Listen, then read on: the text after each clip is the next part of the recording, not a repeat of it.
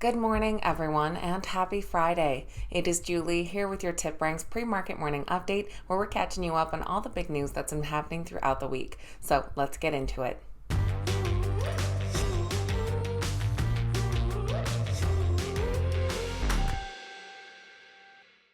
Alright guys, welcome back and thank you all so much for being here. TGI Friday. This morning we'll be taking a look at exciting stock market news from throughout the week, notable earnings reports, and which stocks are the morning's biggest gainers and losers. Don't forget to download the TipRanks mobile app so you can access all of your favorite research tools on the go. Links are in the description down below. Now let's get right into this morning's exciting stock market news. U.S. stock futures are currently in the green this morning ahead of the PCE price index data being released later this morning. Right now, Dow futures are up 0.24%, S&P 500 futures up 0.20%, and Nasdaq futures up ever so slightly at 0.03%. Chinese e-commerce giant Alibaba was up this week after they announced they would be breaking into 6 different units. The move will free up the company's main divisions from e-commerce and media to the cloud to operate with far more autonomy, laying the foundation for future spin-offs and market debuts. They said that the market is the best litmus test, and each business group and company can pursue independent fundraising and IPOs when they are ready. Each unit will have its own CEO and board, but Alibaba will maintain overall control over the entities. Analysts currently rate the Alibaba stock a unanimous strong buy with an average upside of 43%. Following this news, fellow Chinese tech company JD.com just announced that they would be spinning off 2 of their own units. JD.com said that they plan to spin off their JD Property and JD Industrials in separate Hong Kong listings. This latest spin-off marks the trend of the revamp in Chinese technology sector after a sweeping regulatory crackdown. JD.com will continue to hold a stake of more than 50% in the units upon the completion of the spin-off.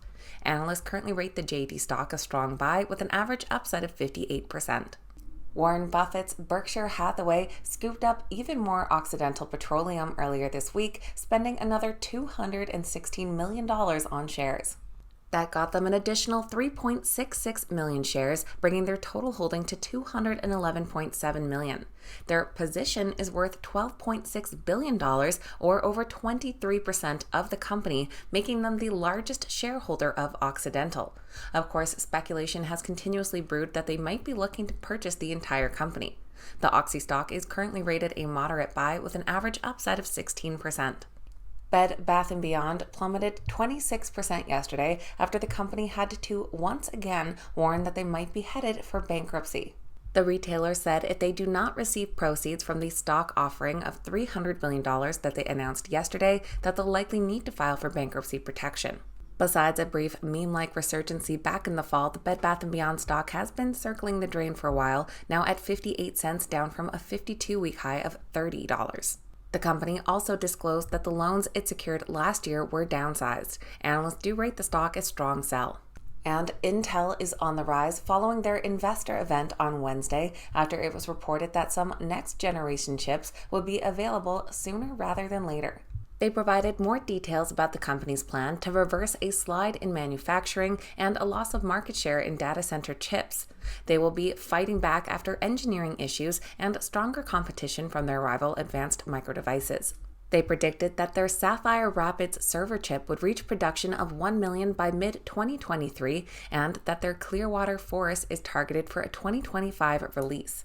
Some analysts still appear to be on the sidelines, though, as the stock does come in as a hold with an average downside of 12%. Now, moving over to notable earnings reports. While it was a fairly quiet week for earnings, we did have a few big names reporting, one of those being Micron. Now, they posted their biggest quarterly loss on record, but the stock went up. The company saw a weak market for PCs and smartphones and also announced a 15% reduction of staff, but they did say that a turnaround is ahead. Their chief business officer noted that inventory conditions should be healthier by the end of the calendar year, saying it was a tough quarter, but we are seeing good, positive signs for the future. Analysts currently rate the Micron stock a moderate buy with an average upside of nearly 9%. Then we heard from spice maker McCormick. They jumped up 10% on an earnings beat and reaffirming their full-year guidance. However, a lot of recent analyst ratings coming in as a hold or sell. They reported earnings per share of 59 cents, beating out expectations by 9 cents per share, and revenue of $1.56 billion coming in just ahead of expectations.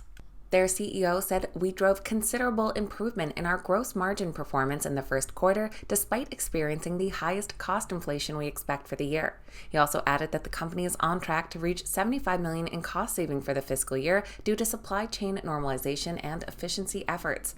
But analysts are coming in with a moderate sell rating on the stock and an average downside of 8%. And jumping up yesterday was evGO after they posted much better than expected sales.